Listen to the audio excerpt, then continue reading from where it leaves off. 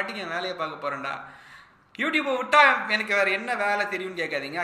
I have no idea about it, but I think I am ton.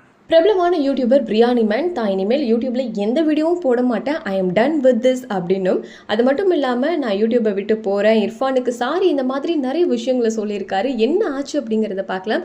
So நம்ம எல்லாருக்கும் தெரியும், ரொம்ப ஃபேமஸான யூடியூபர் தான் பிரியாணி மேன். கிட்டத்தட்ட 3 லட்சம் ஃபாலோவர்ஸ் வச்சுருக்காரு. இவர் பார்த்திங்கன்னா எல்லாரையுமே ரோஸ்ட் பண்ணுறது தான் ஒரு வேலையாக பண்ணிட்டு இருந்தார். அதில் இர்ஃபானை பற்றி ஒரு வீடியோவை போட்டிருந்தாரு. அதை பார்த்த இர்ஃபான் என்ன பண்ணியிருந்தாருன்னா, ரிப்ளை கொடுக்குற விதமாக ஒரு வீடியோவை போட்டிருந்தார். பிரியாணி மேனை தகாத வார்த்தைகள்லாம் இருந்தாரு. அதுக்கு ரிப்ளை பண்ற விதமா நம்ம பிரியாணி மேன் ஒரு வீடியோ நேத்து போட்டிருந்தாரு. ஸோ அதுலேயுமே அவருமே கொஞ்சம் தகாத வார்த்தைகள்லாம் பேசினதுனால பயங்கரமான எதிர்ப்புகள்லாம் கிளம்பிடுச்சு. ஸோ அதனால இப்போ என்ன பண்ணியிருக்காருன்னா, நேற்று ஒரு லைவ் வந்தார். அந்த லைவ்ல வந்து நான் இனிமேல் யூடியூப்பில் எந்த வீடியோவும் போட மாட்டேன், I am done with this. எனக்கு ஏன் இவ்வளோ ஹேட்டட் கொடுக்குறீங்கன்னு தெரியல. நானாக எதுவுமே வந்து கிரியேட் பண்ணி சொல்லலை. நான் எல்லாமே ஆதாரங்களோடையும் சாட்சிகளோட மட்டும்தான் சொன்னேன்.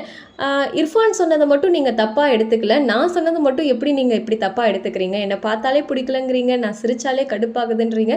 ஸோ இவ்வளோ ஹேட்டட் எனக்கு தேவையே இல்லை, எனக்கு வேண்டாம். ஆனால் எனக்கு யூடியூப் விட்டால் வேறு எதுவுமே எனக்கு தெரியாது, நான் என்ன பண்ண போகிறேன் அப்படின்னும் தெரியல அப்படின்ற மாதிரி ரொம்ப எமோஷ்னலாக பேசியிருக்கேன். அது மட்டும் இல்லாமல் இர்ஃபானுக்கு குழந்தை பிறந்ததுனால தான் நான் இதை போட்டேன்னு கிடையாது. நான் யதார்த்தமாக 3 நாளாக இதுக்காக ரிசர்ச் பண்ணி இந்த வீடியோவை நான் போட்டேன். எனக்கு கோவம் வரத்தானே செய்யும், நானும் ஒரு ஹியூமன் தானே. ஸோ அந்த கோவத்தில் தான் நானும் கொஞ்சம் வார்த்தைகள்லாம் பேசியிருந்தேன். ஆனால் குழந்தை பிறந்த சமயத்தில் இப்படி போட வேணாம்னு நிறைய பேர் சொல்லியிருந்தீங்க.